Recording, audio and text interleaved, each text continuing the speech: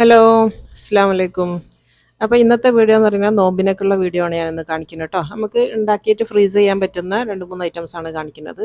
Snacks ആണ് കേട്ടോ. ഇന്നത്തെ വീഡിയോ ഫുള്ള് സ്നാക്സ് ആണ്. ഇന്നത്തെ വീഡിയോ എന്ന് പറയുന്നത് ഞാൻ ബറാത്ത് നോമ്പിൻ്റെ അന്നെടുത്ത വീഡിയോ ആണ്. അപ്പോൾ ബറാത്ത് നോമ്പ് അന്ന് നോമ്പ് തുറക്ക് ഉണ്ടാക്കിയ സാധനങ്ങളാണ്. അപ്പോൾ ഞാൻ ആ നോമ്പിൻ്റെ തുറ എന്ന് പറയുന്നത് കുറച്ച് ഫ്രീസ് ചെയ്യാൻ പറ്റുന്ന സാധനങ്ങളാണ് ഉണ്ടാക്കിയത്. അപ്പോൾ നിങ്ങൾക്ക് റമദാനിലേക്ക് എല്ലാവർക്കും യൂസ്ഫുൾ ആവുന്ന വീഡിയോ ആണ്. പിന്നെ ഒരൊറ്റ മസാല ആണ് ഞാൻ ഉണ്ടാക്കുന്നത്. ആ ഒരൊറ്റ മസാല വെച്ചിട്ട് 3 തരം സ്നാക്സ് ഉണ്ടാക്കുന്നതാണ് കാണിക്കുന്നത് കേട്ടോ. പ്രത്യേകിച്ച് വേറെ മസാല സെപ്പറേറ്റ് ആക്കി ഉണ്ടാക്കണ്ട. ഒരൊറ്റ മസാല തന്നെ ഉണ്ടാക്കാൻ വേണ്ടി പറ്റും. അപ്പോൾ എല്ലാവരും കണ്ടു നോക്കുക. അതേപോലെ തന്നെ റമദാനിലേക്കൊക്കെ ഉണ്ടാക്കി വെക്കുക. എല്ലാവരും ഇഷ്ടമായിരുന്നെങ്കിൽ ലൈക്ക് ചെയ്യാനൊന്നും മറന്നു പോകരുത്. അപ്പോൾ നമുക്ക് നോക്കാം.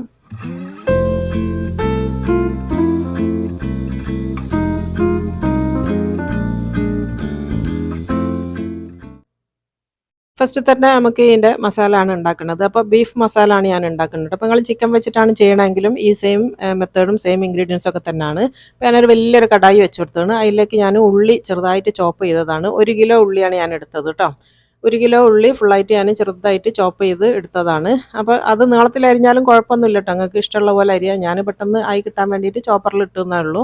അപ്പോൾ ചെറുതായിട്ട് ചോപ്പ് ചെയ്തെടുത്തതാണ്. അപ്പോൾ ആദ്യം തന്നെ എണ്ണ ഒഴിക്കാണ്ട് ഈത്ത വെള്ളം ഒന്ന് വറ്റിച്ചെടുക്കുക ഹൈ ഫ്ലെയിമിൽ. അപ്പോൾ ഉള്ളിൻ്റെ വെള്ളം വറ്റി കഴിഞ്ഞതിൻ്റെ ശേഷം എണ്ണ ഒഴിച്ച് കൊടുക്കുകയാണെങ്കിൽ പെട്ടെന്ന് വാട്ടിയെടുക്കാൻ വേണ്ടി പറ്റും. ഇനിയിപ്പോൾ ഞാൻ ഈ ഉള്ളിക്ക് ആവശ്യമായിട്ടുള്ള ഉപ്പിട്ട് കൊടുക്കുന്നുണ്ട്. കാരണം ബീഫ് നമ്മൾ ഓൾറെഡി ഉപ്പിട്ടിട്ട് വേവിച്ച് വെച്ചിട്ടുണ്ട്. അപ്പോൾ ഇതിലേക്കുള്ള ഉപ്പാണ് നമ്മൾ ഇട്ട് കൊടുക്കുന്നത് കേട്ടോ. ഉപ്പും കൂടി ഇട്ടാൽ പെട്ടെന്ന് തന്നെ അതിലുള്ള വെള്ളം അങ്ങ് വലിഞ്ഞ് കിട്ടും.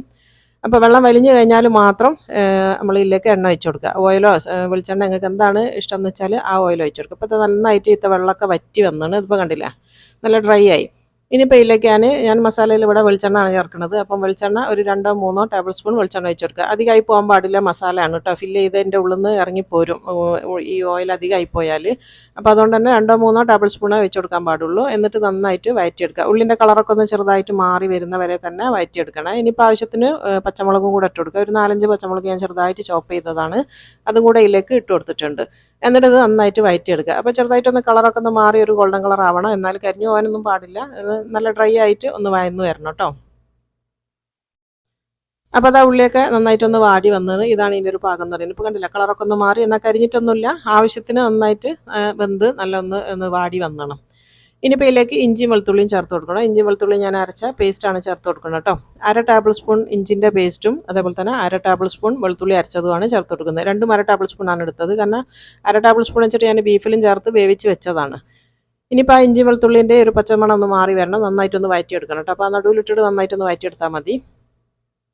അപ്പോൾ അത് നന്നായിട്ട് വാടി വന്നിന്. ഇപ്പോൾ മസാലയൊക്കെ നമ്മൾ നല്ല ഡ്രൈ ആയി നല്ലോണം വാടി കുഴഞ്ഞ് വന്നിന് കേട്ടോ. ഇനി ഇതിലേക്ക് നമ്മൾ ചേർത്ത് കൊടുക്കേണ്ടത് ബീഫാണ്. ബീഫിടെ ഞാൻ മല്ലിപ്പൊടി, മസാലപ്പൊടി, മഞ്ഞൾപ്പൊടി എല്ലാം ചേർത്തിട്ട് വേവിച്ചെടുത്തതാണ്. ഉപ്പ് ഇട്ടിട്ട് വേവിച്ചെടുത്തതാണ് കേട്ടോ. നിങ്ങൾ കറി വെക്കുമ്പോൾ എടുത്ത് വെച്ച ബീഫാണെങ്കിൽ അതായാലും മതി. ഞാനിപ്പോൾ ഇതിനായിട്ട് 1/2 കിലോ ബോൺലെസ് ബീഫ് വാങ്ങിയിട്ട് ഇതിനായിട്ട് ഞാൻ വേവിച്ചെടുത്തതാണ് കേട്ടോ. ഇതിലിപ്പോൾ കറിക്ക് വേണ്ടി എടുത്തതല്ല. ഇതിൽ മല്ലിപ്പൊടിയും മഞ്ഞൾപ്പൊടിയും ഗരം മസാലപ്പൊടി, ഉപ്പ്, ഇത്രയും സാധനങ്ങൾ, ഇഞ്ചി വെളുത്തുള്ളിയും ചേർത്ത് കൊടുത്തതാണ്. ഇഞ്ചി വെളുത്തുള്ളിയും ഇത്രയും സാധനങ്ങൾ ചേർത്തിട്ട് വേവിച്ചെടുത്തതാണ്. എന്നിട്ടൊന്ന് ക്രഷ് ചെയ്തെടുത്തതാണ്. അപ്പം ബീഫിൽ ഇടുന്ന നമ്മൾ ഏത് മീറ്റ് ആണെങ്കിലും, ചിക്കൻ ആണെങ്കിലും ബീഫ് ആണെങ്കിലും ഇടുമ്പോൾ ഉള്ളിനെക്കാട്ടും കുറച്ചധികം ഈ ഒരു മീറ്റ് ഉണ്ടെങ്കിലാണ് നല്ല ടേസ്റ്റ് ഉണ്ടാവുക കേട്ടോ. അപ്പോൾ മാക്സിമം അങ്ങനെ ഉണ്ടാക്കാൻ വേണ്ടി നോക്കുക. അപ്പോൾ നല്ല ടേസ്റ്റ് ഉണ്ടാവും. എന്നിട്ട് ഈ ബീഫ് ഇട്ടതിന് ശേഷം നല്ല ഡ്രൈ ആകുന്ന വരെ നല്ലോണം ഒന്ന് വഴറ്റിയെടുക്കണം കേട്ടോ. ബീഫ് ഒന്ന് നല്ല മൊരിഞ്ഞ് വരണം. എന്നാലാണ് നല്ല മസാലയ്ക്ക് നല്ല ടേസ്റ്റ് ഉണ്ടാവുക. അതുപോലെ തന്നെ മാക്സിമം മസാല നല്ല ഡ്രൈ ആയിട്ട് വരികയും വേണം. എന്നാലാണ് കട്ട്ലറ്റൊക്കെ ഉണ്ടാക്കുമ്പോൾ എണ്ണ കുടിക്കാണ്ട് കട്ട്ലറ്റ് കിട്ടുള്ളൂ. അപ്പോൾ നല്ലോണം ഡ്രൈ ആയിട്ടുണ്ട്. ഇനിയിൽ പൊടികൾ ഇട്ട് കൊടുക്കുകയാണ്. മസാലപ്പൊടികളാണ് കേട്ടോ. 1 ടീസ്പൂണാണ് ഞാൻ ഫസ്റ്റ് ഇടുന്ന മല്ലിപ്പൊടിയാണ്. 1 ടീസ്പൂൺ മതിയേ. കാരണം ബീഫിൽ നമ്മൾ ഓൾറെഡി എല്ലാം ഇട്ടതാണ്. പിന്നെ മഞ്ഞൾപ്പൊടിയാണ് ഒരു 1/2 ടീസ്പൂണോളം മഞ്ഞൾപ്പൊടി ഇട്ട് കൊടുക്കുക. പിന്നെ ഗരം മസാലപ്പൊടി വേണം. അതൊരു 1/4 ടീസ്പൂൺ ഗരം മസാല പൊടിച്ചത് ഇട്ട് കൊടുക്കുക. ഇതൊക്കെ ഞാൻ കാണിച്ച പഴയ വീഡിയോയിൽ കാണിച്ചിട്ടുള്ള പൊടിയാണ് കേട്ടോ. ഞാൻ ഉണ്ടാക്കി വെച്ച പൊടിയാണ്. പിന്നെ 1/2 ടീസ്പൂൺ നമ്മളെ കുരുമുളക് ചതച്ചതും കൂടെ ഇട്ട് കൊടുത്തിട്ടുണ്ട്. എന്നിട്ട് നന്നായിട്ടൊന്ന് ആ ഒരു പൊടികളൊരു പച്ചമണം മാറാൻ വേണ്ടിയിട്ട് 1-2 മിനിറ്റ് നേരം കൂടെ ഒന്ന് വഴറ്റിയെടുക്കുക. 2 മിനിറ്റ് മതി കേട്ടോ. 2 മിനിറ്റ് നേരം ഒന്ന് വഴറ്റിയെടുക്കുക. ആ ഒരു പൊടികളൊന്ന് വാടി വരണമല്ലോ. ഇപ്പോൾ നമ്മളെ മസാല റെഡി ആയിന്. ഈ ഒരു പാകത്തിൽ വേണം കണ്ടോ. ഇതിലിപ്പോൾ തീരെ വെള്ളത്തിൻ്റെ അംശം തീരെ ഇല്ല. ഇങ്ങനെ ആക്കിയെടുക്കണം. ഇത് കട്ട്ലേറ്റ് തീരെ എണ്ണ കുടിക്കാണ്ട് ഉണ്ടാക്കാനുള്ളൊരു ടിപ്പും കൂടിയാണ് കേട്ടോ. ഇങ്ങനെ ഈ ഒരു കുളത്തിലാക്കി എടുക്കുക. ഇനിയിപ്പോൾ ഇതിലേക്ക് ഞാൻ പാസ്ലി അരിഞ്ഞതാണ് ചേർത്ത് കൊടുക്കുന്നത്. നിങ്ങൾക്ക് പാസ്ലി ഇഷ്ടമല്ല എന്നുണ്ടെങ്കിൽ മല്ലിച്ചപ്പാണ് ഇഷ്ടമെങ്കിൽ മല്ലിച്ചപ്പ് ചേർത്ത് കൊടുക്കുക. അതുപോലെ തന്നെ കരുവേപ്പിലാണ് ഇഷ്ടമെങ്കിൽ കരുവേപ്പില ചേർത്ത് കൊടുക്കുക. ഞാനിവിടെ പാസ്ലിയാണ് ഇട്ടത്. നമുക്ക് ഇതിൻ്റെ ഫ്ലേവർ ഇഷ്ടമുള്ളതുകൊണ്ട് ഞാനിപ്പോൾ പാസ്ലിയാണ് ഇട്ട് കൊടുത്തത് കേട്ടോ. അത് തീ ഓഫ് ചെയ്തതിൻ്റെ ശേഷമാണ് ഇട്ടത്. തീ ഉള്ള സമയത്ത് ചേർക്കണ്ട. തീ ഓഫ് ചെയ്തതിന് ശേഷം ഇട്ടിട്ട് നന്നായിട്ടൊന്ന് ഇളക്കി കൊടുത്താൽ മതി. അപ്പോൾ നമ്മളെ മസാല ഇവിടെ റെഡിയായി. ഇനിയിപ്പോൾ ഞാൻ കട്ട്ലേറ്റാണ് ഒരു സ്നാക്ക് ഉണ്ടാക്കുന്നത്. അതിന് വേണ്ടിയിട്ട് 2 ഉരുളക്കിഴങ്ങ് ഞാൻ പുഴുങ്ങി വെച്ചിട്ടുണ്ട്. അപ്പോൾ അത് ചൂടോടുകൂടി തന്നെ ഒരു ഫോർക്ക് വെച്ചിട്ട് നന്നായിട്ടൊന്ന് ഉടച്ചെടുക്കുക കേട്ടോ. അപ്പോൾ നല്ല ചൂടോടുകൂടി ചെയ്യുകയാണെങ്കിൽ പെട്ടെന്ന് തന്നെ അത് നമുക്ക് ഫോർക്ക് വെച്ചിട്ട് തന്നെ നമുക്കിത് മാഷ് ചെയ്യാൻ വേണ്ടി പറ്റും. നല്ലോണം ഒന്ന് മാഷ് ചെയ്തെടുക്കാം. കട്ടല്ലാത്ത രീതിയിൽ നല്ലോണം ഒന്ന് മാഷ് ചെയ്തെടുത്താൽ മതി. അപ്പോൾ അത് മുഴുവനായിട്ട് നന്നായിട്ടൊന്ന് മാഷ് ചെയ്തെടുത്തിട്ടുണ്ട്. 2 ഉരുളക്കിഴങ്ങാണ്, മീഡിയം സൈസുള്ള 2 ഉരുളക്കിഴങ്ങാണ് ഞാൻ എടുത്തത്. ഇനിയിപ്പോൾ നമ്മൾ ഉണ്ടാക്കി വെച്ച മസാല ആണിത്. നല്ലോണം ചൂടൊക്കെ ആറിയിട്ടുണ്ട്. ഇനിയിപ്പോൾ ഞാൻ 2ആയിട്ട് ഭാഗിക്കുകയാണ് കേട്ടോ. 2 പകുതിയാക്കിയാണ്. പകുതി ഞാൻ ഒരു സ്നാക്കിനുള്ളതും പകുതി ഞാൻ 2 സ്നാക്കിനുള്ളതുമാണ് എടുക്കുന്നത്. അപ്പോൾ പകുതി ഞാനിപ്പം വലിയൊരു പാത്രത്തിലേക്ക് മാറ്റി കൊടുത്താണ്. അതിലേക്ക് നമ്മൾ ഉരുളക്കിഴങ്ങ് വേവിച്ചുടച്ച് വെച്ച ഉരുളക്കിഴങ്ങ് ഇതിലേക്ക് ഇട്ട് കൊടുക്കുക. ഉരുളക്കിഴങ്ങ് വേവിക്കുന്ന സമയത്ത് ഞാൻ ഉപ്പൊന്നും ഇട്ടില്ല കേട്ടോ, വെറുതെ വേവിച്ചതാണ്. ഇനി എക്സ്ട്രാ ഉപ്പൊന്നും വേണ്ട. അപ്പോൾ ആ ഉരുളക്കിഴങ്ങ് കൂടി ഇതിലിട്ടതിന് ശേഷം കൈ വെച്ച് നന്നായിട്ടൊന്ന് കുഴച്ചെടുക്കട്ടെ. ആ ഉരുളക്കിഴങ്ങിൻ്റെ കളറൊക്കെ നമ്മളെ ഒരു ബീഫിൻ്റെ കളറിലേക്ക് മാറി വരണം. നന്നായിട്ട് കൈ വെച്ചിട്ട് തന്നെ നന്നായിട്ട് കുഴച്ചെടുക്കുക. അപ്പോൾ അത് നന്നായിട്ട് കുഴച്ചെടുത്തിട്ടുണ്ട്. ഇതാണ് നമ്മളെ കട്ട്ലേറ്റിനുള്ള മാവ് കേട്ടോ. അപ്പോൾ അത് നന്നായിട്ട് കുഴച്ച മാവിനെ ഇനി നമുക്ക് ഉരുട്ടിയെടുക്കണം. കട്ട്ലേറ്റിൻ്റെ ഷേപ്പിലേക്ക് ഉരുട്ടിയെടുക്കണമല്ലോ. അപ്പോൾ കയ്യിൽ ചെറുതായിട്ടൊന്ന് ഓയിൽ പറ്റി കൊടുക്കുക, അല്ലെങ്കിൽ വെളിച്ചെണ്ണ നെയ്യോ എന്ത് വേണമെങ്കിലും ചേർക്കാം. എന്നിട്ട് ഓരോ ഉരുള ഉരുട്ടിയെടുക്കുക. അപ്പോൾ എല്ലാ കട്ട്ലേറ്റും ഒരേ വലുപ്പത്തിലായി കിട്ടണമെങ്കിൽ ഇങ്ങനത്തെ മെഷറിംഗ് കപ്പ് ഉണ്ടാവുമല്ലോ. അപ്പോൾ ഇങ്ങനത്തെ ഏതെങ്കിലും ഒരു കപ്പ്, എത്ര വലുപ്പത്തിലുള്ളതാണോ വേണ്ടി ആ ഒരു വലുപ്പത്തിലുള്ള കപ്പ് എടുക്കുക. അല്ലെങ്കിൽ ഗ്ലാസ്സോ ചെറിയ മൂടിയോ എന്തെങ്കിലും വെച്ചിട്ട് അതിൽ അളന്നെടുത്താൽ മതി എല്ലാ ഉരുളിയും. അപ്പോൾ ഒരേ വലുപ്പത്തിലുള്ള കട്ട്ലേറ്റ് മൊത്തമായി കിട്ടും. ഇതിപ്പോൾ കണ്ടില്ലേ, ഞാനിപ്പോൾ അങ്ങനത്തെ ഒരു മെഷറിംഗ് കപ്പിൽ അളന്നെടുത്തതാണ്. ഒരു മീഡിയം സൈസുള്ള നമുക്ക് നമ്മളെ വീട്ടാവശ്യത്തിന് ഉണ്ടാക്കുന്ന ഒരു മീഡിയം സൈസുള്ള കട്ട്ലേറ്റാണ്. ഞാനിപ്പോൾ റൗണ്ട് ആയിട്ടാണ് ഇവിടെ റോൾ ചെയ്തെടുക്കുന്നത്. അപ്പോൾ നിങ്ങൾക്ക് സ്ക്വയർ ആയിട്ട് വേണമെങ്കിൽ അങ്ങനെയും ചെയ്യാം, എങ്ങനെ വേണമെങ്കിലും ഷേപ്പ് ചെയ്തെടുക്കുക. അപ്പോൾ നല്ല ഡ്രൈ ആണ്, അപ്പോൾ അതുകൊണ്ട് തന്നെ ഈ ഉരുട്ടാനൊക്കെ എളുപ്പമാണ്. ഇനിയിപ്പോൾ നിങ്ങൾക്ക് റൗണ്ട് ശരിയാവുന്നില്ല എന്നുണ്ടെങ്കിൽ ഇങ്ങനത്തെ കട്ടർ ഉണ്ടെങ്കിൽ ഇത് നടുവിൽ വെച്ചിട്ട് ഇങ്ങനെയും ചെയ്തെടുക്കാം കേട്ടോ. അപ്പോൾ അതാ ഫസ്റ്റത്തെ കട്ട്ലേറ്റ് ഇവിടെ റെഡി ആയിന്. ഇപ്പം ഞാൻ ആ മാവ് കൊണ്ട് മൊത്തത്തിൽ ഇങ്ങനെ ഉരുട്ടിയെടുത്തതാണിത്. 21 കട്ട്ലേറ്റാണ് എനിക്ക് കിട്ടിയത് കേട്ടോ, ആ ഒരു അളവിൽ. അപ്പം ബാക്കി ഞാനിവിടെ മാറ്റി വെച്ചിട്ടുണ്ട് ആ ഒരു മസാല. നമ്മളെ പകുതി മസാല വെച്ചിട്ടാണ് ഇത് ചെയ്തത്. അപ്പോൾ 21 എണ്ണം ഉണ്ട്. 21 കട്ട്ലേറ്റാണ് ഈ ഒരു അളവിൽ എനിക്ക് കിട്ടിയത്. ഇനിയിപ്പോൾ അടുത്തതെന്ന് പറയുന്നത് സമൂസ ആണ് ഉണ്ടാക്കുന്നത്. ഇനി മസാല ബാക്കിയുണ്ടല്ലോ. അപ്പോൾ സമൂസ കാണിക്കുന്ന സമയത്ത് എപ്പോഴും ചോദിക്കലുണ്ട് ഈ ഒരു പതിര് ഏതാണ് ബ്രാൻഡ് എന്നുള്ളത്. അപ്പോൾ ബ്രാൻഡ് ഇങ്ങനെ ഇംഗ്ലീഷിലൊന്നും ഉണ്ടാവില്ല കേട്ടോ. ഇത് ബലതി എന്ന് പറഞ്ഞിട്ട് ഇങ്ങനെ എഴുതിയിട്ടുണ്ടാവും. ബലതി എന്ന് പറയുന്നത് എന്താണെന്ന് വെച്ചാൽ ഇവിടുന്ന് ഉണ്ടാക്കുന്നത്, ഇവിടുത്തെ വീടുകളിൽ നിന്ന് സ്ത്രീകൾ ഉണ്ടാക്കി വരുന്നതാണെന്നാണ് പറയുന്നത്. അപ്പോൾ അങ്ങനത്തെ ബലതി എന്ന് എഴുതിയിട്ടുള്ള അറബിയിലാണ് ഉണ്ടാവുക. അതാണ് ഞാൻ വാങ്ങിക്കല്. ഇത് കുറച്ച് മുന്നേ വാങ്ങിയത് ഇവിടെ ബാക്കിയുള്ളത് ഞാൻ ഫ്രീസറിൽ വെച്ചിരുന്നു, അതാണ് ഇട്ടത്. അപ്പോൾ ഞാൻ വേറെ പുതിയത് വാങ്ങിച്ചതല്ല. അപ്പോൾ ഞാൻ റമദാനിന് തുടങ്ങിയാൽ പുതിയത് വാങ്ങിക്കാമെന്നുള്ളതിലാണ്. ഇതിപ്പോൾ ഞാൻ കുറച്ച് ദിവസം മുന്നേ വാങ്ങിയതിൽ ബാക്കിയുള്ളതാണ്. അപ്പോൾ ഇതെന്ന് പറഞ്ഞാൽ നമ്മളെ സാധാരണ മൈദ പരത്തിയിട്ടുള്ള പോലെ നമ്മൾ വീട്ടിലുണ്ടാക്കുന്ന പോലത്തെ ഷീറ്റാണ്. അപ്പോൾ നല്ല ടേസ്റ്റാണ്. ഇത് നമ്മൾ ഫ്രഷ് ഉണ്ടാക്കിയ പോലെ തന്നെയാണ് ഉണ്ടാവുക. അപ്പോൾ ഇത് മസാല നമ്മൾ നേരത്തെ മാറ്റി വെച്ച പകുതി മസാല ആണ് അത്. ഇനിയിപ്പോൾ ഞാനെപ്പോഴും ഇത് കാണിക്കുന്ന സമയത്ത് പിന്നെ കമൻറ്റ് വരലുണ്ട് ഇത് ഫോൾഡ് ചെയ്യുന്നത് ഡീറ്റെയിൽ ആയിട്ട് കാണിക്കണം എന്നുള്ളത്. അപ്പോൾ കാണിച്ചു തരാം. അപ്പോൾ ഇങ്ങനെ പിടിച്ചാൽ ഈ ഒരു കോർണറില്ല, ആ കോർണർ ഇങ്ങനെ മടക്കിയെടുക്കാം. അപ്പോൾ ആ കോർണർ ഇങ്ങേ അറ്റത്ത് തട്ടുന്ന രീതിയിലാണ് മടക്കേണ്ടത് കേട്ടോ. ആ കോർണർ കണ്ടോ ഇവിടെ മുട്ടി നിൽക്കുന്നത്, ആ ഫസ്റ്റ് കോർണർ അവിടെ ലെവലായി കിട്ടിക്കഴിഞ്ഞാൽ കണ്ടോ ഇതിപ്പോൾ കറക്റ്റാണ്. ഇപ്പോൾ ഈ ഒരു കോർണറും കറക്റ്റായിട്ട് വരും. ഇങ്ങനെയാണ് ഇത് മടക്കേണ്ടത് കേട്ടോ. ഇതിപ്പോൾ ഇങ്ങനെ മടക്കി കഴിഞ്ഞാൽ ഉള്ളിൽ നമുക്ക് ഫില്ല് ചെയ്ത് കൊടുക്കാം. ആ ഒരു ബോക്സ് പോലെ ആയല്ലോ, അതിൻ്റെ ഉള്ളിലേക്ക് നമുക്ക് ഫില്ലിങ് വെച്ച് കൊടുക്കാം. അപ്പോൾ ഈ ഒരു മസാല തന്നെ വേണമെന്നില്ല, ചീസ് വെച്ച് കൊടുക്കുക, പിന്നെ പനീർ ഉണ്ടെങ്കിൽ അത് വെക്കുക, വെജിറ്റബിൾ സമൂസ ആയാലും എന്തെന്നാണെങ്കിലും ഈ ഫില്ലിങ് ഇങ്ങനെ നിറച്ച് കൊടുത്താൽ മതി. എന്നിട്ട് ഇതിനെ രണ്ടാമത്തെ ഫോൾഡ് ചെയ്യുക. ഈ ഒരു കറക്റ്റ് ലെവലിൽ ഇതിനങ്ങോട്ടേക്ക് ഫോൾഡ് ചെയ്യാം. ഇതിപ്പോൾ കണ്ടോ. അപ്പോൾ ഇങ്ങനെ രണ്ടാമത്തെ ഫോൾഡ് കഴിഞ്ഞ് അപ്പോൾ ആ ഒരു കറക്റ്റ് ലെവലിൽ നമ്മളെ കോർണറൊക്കെ നല്ല ഫില്ലായിട്ട് വരും. ഇനിയിപ്പോൾ ഇവിടെ വേണമെങ്കിൽ നിങ്ങൾക്ക് ഈ മൈദൻ്റെ പശ തേക്കണമെങ്കിൽ തേക്കാം, ഞാൻ തേക്കണില്ല. ഇപ്പോൾ ഇതാ നാലാമത്തതും ഇങ്ങനെ ഫോൾഡ് ചെയ്ത് ഇനി ലാസ്റ്റ് വരുന്ന ഈ ഒരു ഭാഗം ഉണ്ടല്ലോ, അവിടെ വേണമെങ്കിൽ നിങ്ങൾക്ക് പശ വെച്ചിട്ട് ഇങ്ങനെ ഒട്ടിച്ചു കൊടുക്കാം, മൈദൻ്റെ പശ ഉണ്ടാക്കിയിട്ട്. എല്ലാന്നുണ്ടെങ്കിൽ ഇതിൻ്റെ ഉള്ളിലേക്ക് ഇങ്ങനെ നമുക്ക് ഇതിൻ്റെ ഉള്ളിലേക്ക് ഇങ്ങനെ ആക്കി കൊടുക്കാനും വേണ്ടി പറ്റും കേട്ടോ. ഇതിപ്പോൾ കണ്ടില്ലേ, മടക്കി വെച്ച പോലെ അതിൻ്റെ ഉള്ളിലേക്ക് ആ ഒരു ഫില്ലിങ് അവിടെ ഫില്ലിംഗ് അല്ല, ഈ ഒരു ബാക്കി വരുന്നത് അവിടെ റെഡിയാക്കി കൊടുത്തു. പക്ഷേ പശ വെച്ചൊട്ടിക്കലാണ് ഏറ്റവും സേഫ് കേട്ടോ. ഇത് ഉണ്ടാക്കി ശീലമില്ലാത്ത ആൾക്കാരൊക്കെ ഉണ്ടെങ്കിൽ പശ വെച്ചൊട്ടിക്കലാണ് ഏറ്റവും നല്ലതെന്ന് പറയുന്നത്. ഇനിയിപ്പോൾ ലാസ്റ്റ് വരുന്ന ചെറിയൊരു ഭാഗം ഉണ്ട്, ഞാൻ അങ്ങ് കട്ട് ചെയ്യുകയാണ്. കാണാൻ ഭംഗിക്ക് വേണ്ടിയിട്ടാണ് കേട്ടോ വീഡിയോ ആയതുകൊണ്ട്, അല്ലെങ്കിൽ കട്ട് ചെയ്യുന്നൊന്നും വേണ്ട. കാണാനുള്ളൊരു ഭംഗിക്ക് വേണ്ടിയിട്ട് ഞാനത് ഫില്ല് ചെയ്ത് കൊടുത്തിട്ടുണ്ട്, കട്ട് ചെയ്ത് കൊടുത്തിട്ടുണ്ട്. അപ്പോൾ അതാ കറക്റ്റ് നല്ല അടിപൊളി സമോസ ഇവിടെ റെഡി ആയി. കണ്ടോ, കോർണറിലൊന്നും ഒരു ഗ്യാപ്പും ഇല്ല. തീരെ എണ്ണയൊന്നും കുടിക്കൂല കേട്ടോ, അത് ഒന്നും ചെയ്യൊന്നും വേണ്ട, ഇങ്ങനെ തന്നെ നമുക്ക് ഫ്രൈ ചെയ്തെടുക്കാം.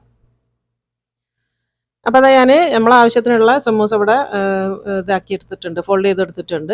ഇതിപ്പോൾ ഇങ്ങനെ തന്നെ നിങ്ങൾക്ക് ഫ്രീസ് ചെയ്യാം കേട്ടോ. ഇത് ഒന്നുകിൽ സിപ്പ് ലോക്കിൻ്റെ ബാഗിലാക്കിയിട്ടോ അല്ലെങ്കിൽ നല്ല പ്ലാസ്റ്റിക് കണ്ടെയ്നറിലൊക്കെ ആക്കിയിട്ട് ഫ്രീസ് ചെയ്താൽ 2 മാസം വരെ നിങ്ങൾക്ക് ഫ്രീസറിൽ വെക്കാം കേട്ടോ. ആവശ്യത്തിന് എടുത്തിട്ട് പൊരിച്ചെടുത്താൽ മതി, ഒന്നും ആവില്ല. അപ്പോൾ ഫ്രീസ് ചെയ്യേണ്ടതൊക്കെ ഞാൻ ഒരുപാട് പഴയ വീട്ടിലൊക്കെ കാണിച്ചിട്ടുണ്ട് കേട്ടോ. ഇനിയിപ്പോൾ അതിൻ്റെ പകുതി മസാല ഇവിടെ ബാക്കി ചെയ്യാൻ വെച്ചിട്ടുണ്ട് കേട്ടോ. ഞാൻ 3 എണ്ണം ഉണ്ടാക്കുന്നുണ്ടെന്ന് പറഞ്ഞില്ല, അപ്പോൾ പകുതി മസാല ഞാനിവിടെ വെച്ചിട്ടുണ്ട്. അതിൽ നിന്നും പകുതിയാണ് മാറ്റി വെച്ചത് കേട്ടോ. ഇനിയിപ്പോൾ അടുത്തത് ഞാനിവിടെ അടുത്ത സ്നാക്കിന് വേണ്ടിയിട്ട് ഒരു 5 മുട്ട പുഴുങ്ങാൻ വെക്കുന്നുണ്ട്. കുക്കറിലാണ് ഞാൻ പുഴുങ്ങുന്നത്. 2 വിസിലടിച്ച് കഴിഞ്ഞാൽ മുട്ട ഇവിടെ റെഡിയായി. അതിന് പെട്ടെന്നായി കിട്ടാനാണ് മുട്ട അതിൽ വെച്ചത്. ഇനിയിപ്പോൾ അതാവണ നേരം കൊണ്ട് നമുക്ക് കട്ട്ലേറ്റ് ഒന്ന് കോട്ട് ചെയ്ത് വെക്കണം. അപ്പോൾ ഞാൻ ഒരു മുട്ടയാണ് എടുത്തത്. ഒരു മുട്ട പൊട്ടിച്ച് വെച്ചിട്ടുണ്ട്. അതിലേക്ക് ഒരു 2 ടേബിൾ സ്പൂൺ പാലും കൂടെ ചേർത്ത് കൊടുക്കുക കേട്ടോ. ഫ്രഷ് മിൽക്കാണ്, ഒരു 2 ടേബിൾ സ്പൂൺ മതി. അത് ഒന്ന് പാലും കൂടെ ചേർക്കുന്ന സമയത്ത് ഈ പൊട്ടിപ്പോവാണ്ടിരിക്കാനും എണ്ണ കുടിക്കാണ്ടിരിക്കാനൊക്കെ വേണ്ടിയിട്ടാണ്. ഒരു നുള്ളു ഉപ്പും കൂടെ ഇട്ട് കൊടുത്തിട്ടുണ്ട്. എന്നിട്ട് നന്നായിട്ടൊന്ന് മിക്സ് ചെയ്തെടുക്കുക.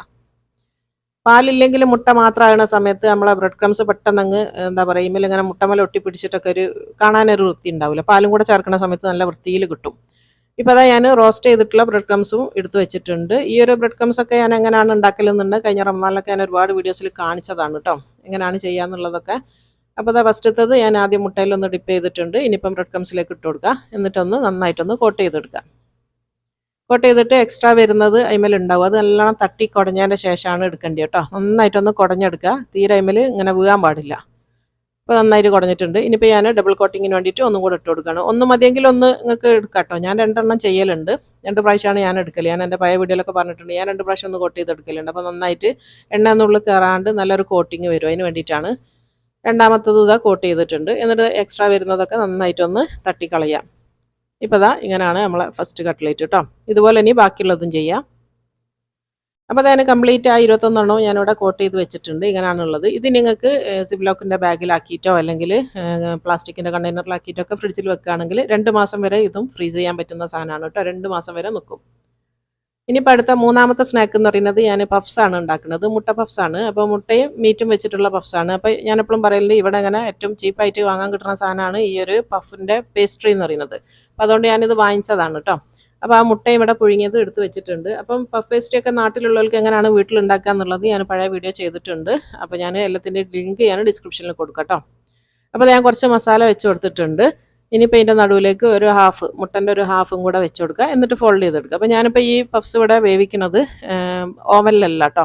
ഞാനിവിടെ സാൻഡ്വിച്ച് മേക്കറിലാണ് ഇത് ഉണ്ടാക്കുന്നത്. അതുകൊണ്ട് ഈ ഒരു ഷേപ്പിൽ തന്നെ എനിക്കിത് മടക്കണം. ട്രയാങ്കിൾ ഷേപ്പിലാണ് അതിൽ വെക്കേണ്ടത്. അപ്പോൾ അതുകൊണ്ടാണ് ഇങ്ങനെ മടക്കിയത്. അപ്പോൾ ഈ ഒരു സാൻഡ്വിച്ച് മേക്കറിൻ്റെ ഗുണം എന്താണെന്ന് വെച്ചാൽ അരമണിക്കൂറിൽ നമ്മൾ ബേക്ക് ചെയ്യേണ്ട സാധനം 5 മിനിറ്റ് കൊണ്ട് ആയി കിട്ടും. അപ്പോൾ അതവിടെ നിന്ന് ലിയാന ബാക്കി ചെയ്തോളൂ. ഞാൻ ഒന്നേ ചെയ്തിട്ടുള്ളൂ. ഇനിയിപ്പോൾ ആ സമയം കൊണ്ട് നമുക്കിവിടെ ബാക്കി പൊരിക്കാൻ നിൽക്കാം കേട്ടോ. ഇവിടെ ബാങ്ക് കൊടുക്കാനായിരുന്നു, അതുകൊണ്ട് പെട്ടെന്നൊന്ന് സ്പീഡാക്കുകയാണ്. ഇനിയിപ്പോൾ നമുക്ക് ഓരോന്നായിട്ട് പൊരിച്ചെടുക്കാം.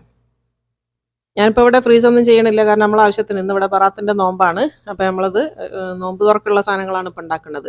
അപ്പോൾ ആദ്യം ഞാൻ എന്ത് പൊരിക്കുന്ന സമയത്ത് ഒന്നാണ് ഞാൻ ആദ്യം ചെയ്യൽ കേട്ടോ. ഒന്ന് പൊരിച്ച് നോക്കിയിട്ട് അതിൻ്റെ ചൂടൊക്കെ അറിയാൻ വേണ്ടിയിട്ട് നിങ്ങളും അങ്ങനെ തന്നെ ചെയ്താൽ മതി. ഒന്ന് ആദ്യം ഇട്ട് നോക്കുക. അപ്പോൾ നമുക്ക് മനസ്സിലാവും എണ്ണൻ്റെ ചൂട് കൂടുതലാണോ കുറവാണോ എന്നൊക്കെ മനസ്സിലാവും. അപ്പോൾ എന്തെങ്കിലും കേടുവരികയാണെങ്കിൽ ഒന്നാമത്തതല്ലേ കേടുവരൂ. അപ്പോൾ ഇത് റെഡിയാണ്, കറക്റ്റ് ചൂട് തന്നെയാണ് കേട്ടോ. അപ്പോൾ അത് 2 ഭാഗവും നന്നായിട്ടൊന്ന് മൊരിച്ചെടുത്തിട്ടുണ്ട്. ഇനി നമുക്കിത് എണ്ണയിൽ കോരി മാറ്റാം. ഇനിയിപ്പോൾ ബാക്കിയുള്ളത് ഇതേപോലെ തന്നെ കോരി എടുത്താൽ മതി. ഇത് തീരെ എണ്ണയൊന്നും കുടിക്കില്ല കേട്ടോ. ഉള്ളിലേക്ക് ഒന്നും എണ്ണയൊന്നും തീരെ കയറൂല. അപ്പോൾ ഞാൻ പറഞ്ഞല്ലോ, ഫസ്റ്റ് ഉണ്ടാക്കുന്നവരോ അല്ലെങ്കിൽ ഈ ഒരു ഇത് ഉണ്ടാക്കി ശീലമില്ലാത്തവരൊക്കെ ആണെങ്കിൽ പശ വെച്ച് ഒട്ടിച്ച് കൊടുക്കലാണ് ഏറ്റവും ബെസ്റ്റ്. അങ്ങനെ ഒട്ടിച്ച് കഴിഞ്ഞാൽ ഒന്നും കൂടെ നിങ്ങൾക്ക് സേഫാണ്. അപ്പോൾ ഞാനിപ്പോൾ ഇവിടെ പശ ഒന്നും വെച്ചിട്ടില്ല, ഡയറക്റ്റ് തന്നെയാണ് പൊരിച്ചെടുക്കുന്നത്. ഇനിയിപ്പോൾ അടുത്തത് നമ്മളെ പഫ്സ് ഉണ്ടാക്കണ ഞാൻ പറഞ്ഞല്ലോ സാൻഡ്വിച്ച് മേക്കറിലാണ് എന്നുള്ളത്. അപ്പോൾ ഞാൻ ഇതിലാണ് ഇത് ചെയ്യണത്. ഇത് പെട്ടെന്നായി കിട്ടും. 5 മിനിറ്റ് മതി. 5 മിനിറ്റ് തന്നെ വേണമെന്നില്ല. അപ്പോഴത്തേക്ക് നമ്മളെ പഫ്സ് റെഡി ആയി വരും. അപ്പോൾ ഇതിൽ പഫ്സും ചെയ്യുക, ബ്രെഡ് വെച്ചിട്ട് ചെയ്യുക, എല്ലാ സാധനങ്ങളും ചെയ്യട്ടോ. എല്ലാം ഈ ഒരു ഷേപ്പിലാണ് വരിക എന്നുള്ളതുള്ളൂ. ഇത് 3 in 1 കോംബോ ആണ് കേട്ടോ. ഈ കോംബോ എന്നല്ല പറയുക, 3 in 1 എന്നാണ് പറയുക. ഞാൻ ഇതിൽ മറ്റേ ഇതൊക്കെ ഉണ്ട്, നമ്മളെ ഗ്രില്ല് വേറെ ഉണ്ട്, അതുപോലെ തന്നെ ഓംലെറ്റ് അടിക്കുന്നതും അങ്ങനത്തെ എല്ലാം ഉണ്ട്. അപ്പോൾ അത് ഞാൻ മൂടി വെച്ചിട്ടുണ്ട്.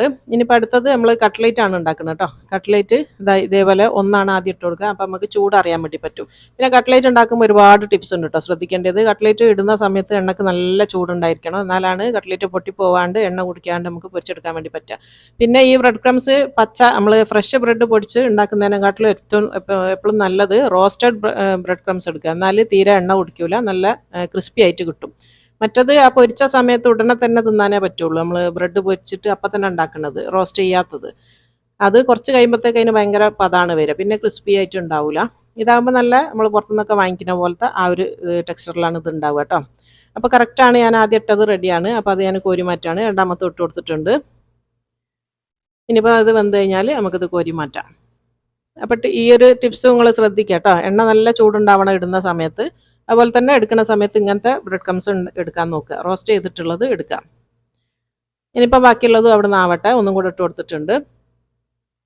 ഇനിയിപ്പോൾ അത് ഇവിടെ നിന്ന് ആയിക്കോളൂ. ഇനിയിപ്പോൾ മുങ്ങിപ്പൊരിയാനുള്ള എണ്ണ ഞാൻ ഒഴിക്കാത്തതുകൊണ്ടാണ് എണ്ണ അങ്ങനെ മേലേക്ക് ആക്കി കൊടുക്കുന്നത് കേട്ടോ. അങ്ങനെ ആക്കിയാൽ ഒന്ന് നല്ലതാണ്, പൊട്ടിപ്പോകാനുള്ള ചാൻസ് കുറവായിട്ട് വരും.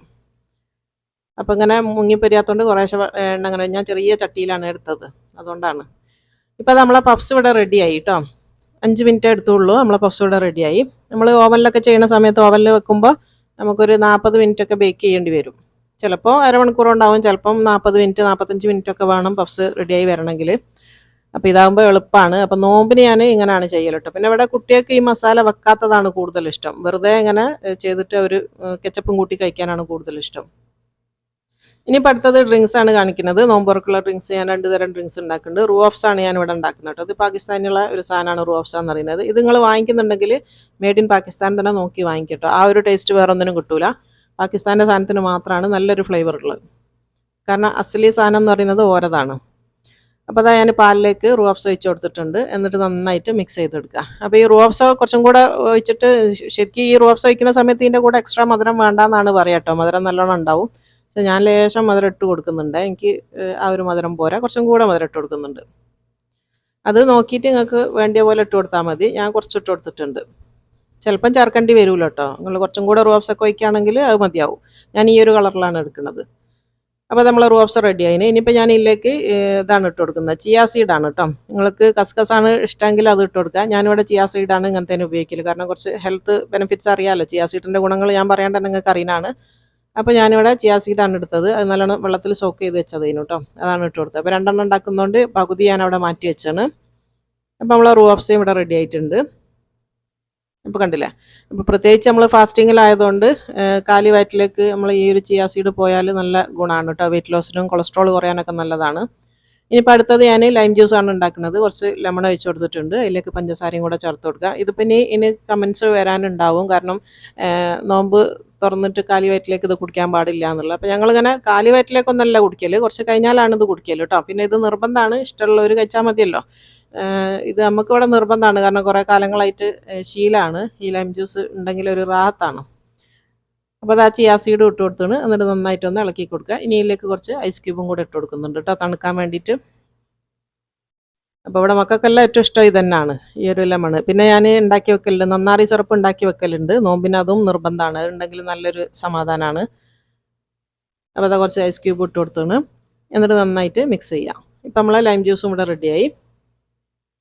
അപ്പോൾ ഞാനെല്ലാം ഇവിടെ ടേബിളിൽ കൊണ്ടുപോയി വെച്ചിന് കേട്ടോ. അസ്ലങ്ങനെ വെയിറ്റ് ചെയ്യണം, ഊബർ ഓഫീസിൽ നിന്ന് ഇപ്പം എത്തും. ബാങ്ക് കൊടുക്കാനായിന് കേട്ടോ, 2 മിനിറ്റേ ഉള്ളൂ. അപ്പോൾ മൂപ്പരെത്തി, എത്തിയപാട് വേഗം ഇരുന്നതാണ്. ഇനിയിപ്പോൾ നമ്മളെ നോമ്പ് തുറ. അപ്പോൾ ഇന്ന് കാണിച്ച ഐറ്റംസൊക്കെ നിങ്ങൾക്ക് എല്ലാവർക്കും യൂസ്ഫുൾ ആകുന്നതാണ്. എല്ലാവരും ഉണ്ടാക്കി നോക്കുക. ഉണ്ടാക്കിയിട്ട് ഫ്രീസ് ചെയ്യാൻ പറ്റുകയാണെങ്കിൽ അങ്ങനെ ചെയ്യുക കേട്ടോ. റമദാനിൽ നമുക്ക് ഒരുപാട് സമയം കിച്ചണിൽ നിൽക്കേണ്ടിയില്ലല്ലോ. ഒരുപാട് സമയം നമുക്ക് ഇബാദത്തിനല്ല വേണ്ടിയത്. അപ്പോൾ ഇങ്ങനെയൊക്കെ റെഡിയാക്കി വെച്ച് കഴിഞ്ഞാൽ ഈ ഒരു മാസമല്ലേ, അല്ലാത്തപ്പം വേണ്ട, ഈ ഒരു മാസം കുറച്ച് ഫ്രീസ് ചെയ്ത സാധനങ്ങളൊക്കെ ഉണ്ടാക്കി വെച്ചിട്ട് മാക്സിമം നമ്മൾ ഇബാദത്തിലേക്ക് മടങ്ങാം. ഇൻഷാ അല്ലാഹ് എല്ലാവരും ദുആയിലൊക്കെ നമ്മളെ ഉൾപ്പെടുത്തുക. നമ്മൾ നിങ്ങൾക്ക് വേണ്ടിയിട്ടെല്ലാം പ്രത്യേകം ദ്വാർക്കുന്നുണ്ട്. ഇൻഷാ അല്ലാഹ് എല്ലാവർക്കും ഇഷ്ടമായിട്ടുണ്ടെങ്കിൽ ലൈക്ക് ചെയ്യാനും ഷെയർ ചെയ്യാനും ഒന്നും മറന്നു പോകരുത്. പുതിയതായിട്ട് ആരെങ്കിലും വ്യൂവേഴ്സ് ഉണ്ടെങ്കിൽ ഒന്ന് സബ്സ്ക്രൈബ് ചെയ്ത് സപ്പോർട്ട് ചെയ്യാനും മറന്നു പോകരുത്. അപ്പോൾ ശരി, അസ്സലാമു അലൈക്കും.